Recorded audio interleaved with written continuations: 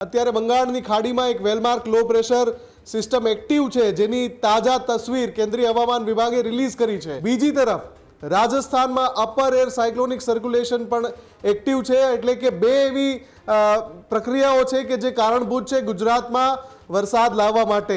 અડધા ભારતમાં વાદળો સાથે ઘેરાયેલું મજબૂત એક સિસ્ટમ દેખાઈ રહી છે, જે વરસાદ ગુજરાત તરફ આગળ વધી રહ્યો છે। વરસાદની માત્રા સામાન્યથી મધ્યમ હોઈ શકે છે।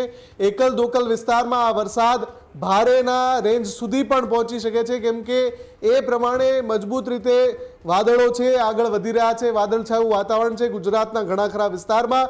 આવતીકાલ અને પરમ દિવસ બંને દિવસ વરસાદના ઉજળા સંજોગો છે। 2 દિવસ જેવા વીતશે એટલે જે બંગાળની ખાડીમાં વેલમાર્ક લો પ્રેશર છે અને રાજસ્થાનમાં અપર એર સાયક્લોનિક સર્ક્યુલેશન છે, એ બંને સિસ્ટમના કારણે ગુજરાતમાં આગામી દિવસોમાં પણ વરસાદી માહોલ સર્જાય તેવા એંધાણ મળી રહ્યા છે। સરવાળે જે વરસાદની રાહ જોવાઈ રહી છે એ વરસાદ આવશે।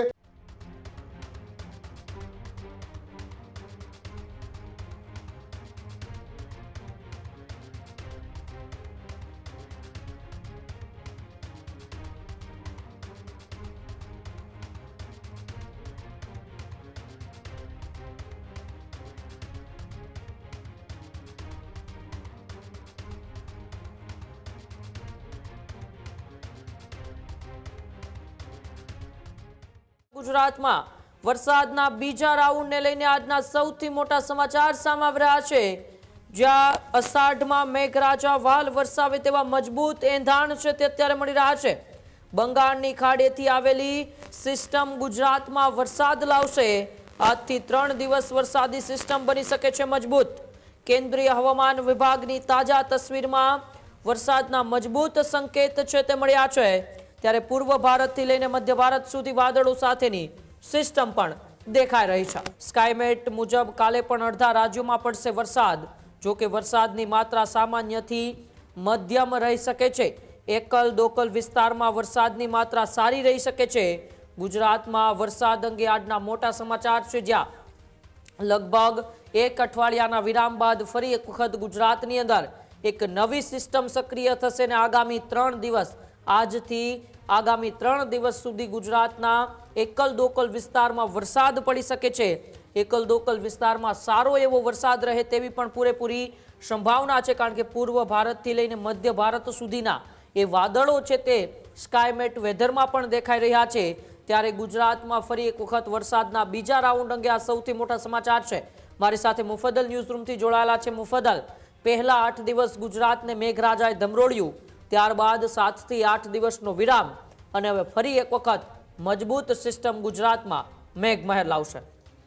બિલકુલ, વરસાદના બીજા રાઉન્ડનું જે અનુમાન લગાવાઈ રહ્યું હતું એ 2 થી 3 દિવસ મોડું જરૂરથી છે, પણ અત્યારે 2 સારા સંકેત મળી રહ્યા છે અને બંને સારા સંકેત અચાનક સર્જાયા છે। એટલે કે જે ચર્ચા હંમેશા આપણે કરી રહ્યા હતા કે હવામાનની બાબતમાં, વરસાદની બાબતમાં કશું જ નિશ્ચિત નથી હોતું, કેમ કે ગમે ત્યારે વેલમાર્ક લો પ્રેશર સર્જાય તો એ વરસાદી સિસ્ટમને ગુજરાત ઉપર વસાવવા માટે આગળ ધપાવી શકે છે। બંગાળની ખાડી પર નજર હતી। અત્યારે બંગાળની ખાડીમાં એક well-marked low pressure system active છે, જેની તાજા તસવીર કેન્દ્રીય હવામાન વિભાગે રિલીઝ કરી છે। આ એ વેલમાર્ક લો પ્રેશર સિસ્ટમ છે જે ગુજરાતમાં વરસાદ લાવવા માટે મજબૂત સંજોગો ઊભા કરશે। બીજી તરફ રાજસ્થાનમાં અપર એર સાયક્લોનિક સર્ક્યુલેશન પણ એક્ટિવ છે, એટલે કે બે એવી પ્રક્રિયાઓ છે કે જે કારણભૂત છે ગુજરાતમાં વરસાદ લાવવા માટે।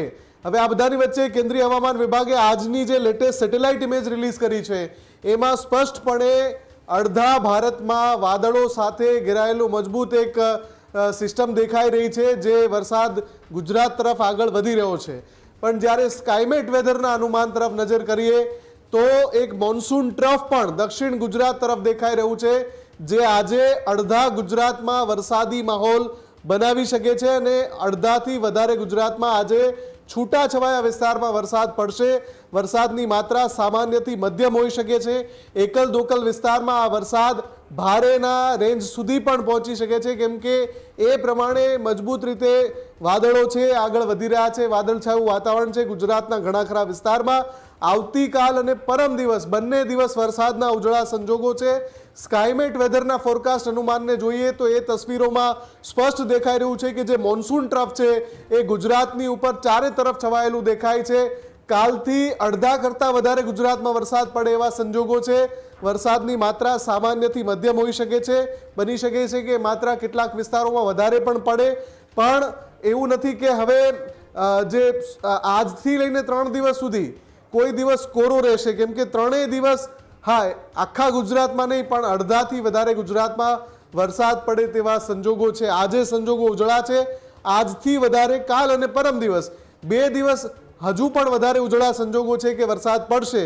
અને આ જે મોન્સૂન ટ્રફ છે એ તો વરસાવશે ગુજરાતમાં વરસાદ. એની સાથે આ 2 દિવસ જેવા વીતશે એટલે જે બંગાળની ખાડીમાં વેલમાર્ક લો પ્રેશર છે અને રાજસ્થાનમાં અપર એર સાયક્લોનિક સર્ક્યુલેશન છે, એ બંને સિસ્ટમના કારણે ગુજરાતમાં આગામી દિવસોમાં પણ વરસાદી માહોલ સર્જાય તેવા એંધાણ મળી રહ્યા છે. સરવાળે જે વરસાદની રાહ જોવાઈ રહી છે એ વરસાદ આવશે. માત્રા ભલે ભારે કે અતિ ભારે નહીં હોય, પણ સામાન્યથી મધ્યમ સ્તરનો વરસાદ પણ સતત પડ્યા કરે તો એ સારી બાબત છે. જોવાનું એ રહેશે કે આગામી 24 કલાકમાં પરિસ્થિતિઓ કેવી રીતે બદલાય છે, કેમ કે હંમેશા આપણે જોયું છે કે 24 કલાકમાં જ વાદળો કઈ રીતે પવનની દિશાને અનુરૂપ ફરતા હોય છે અને 24 કલાકમાં ચિત્ર બદલાઈ જતું હોય છે. આશા રાખીએ છીએ કે આગામી 24 કલાકમાં ચિત્ર વધારે મજબૂત થાય, વરસાદ વધારે મજબૂત થાય અને અડધાથી વધારે છે પોણું ગુજરાત અથવા તો સમગ્ર ગુજરાતને કવર કરી લે. 17 ને બાદ હવે 18, 19 ને 20 જુલાઈએ આપણે સારા વરસાદની અપેક્ષા કરી રહ્યા છીએ. ઉમંગ,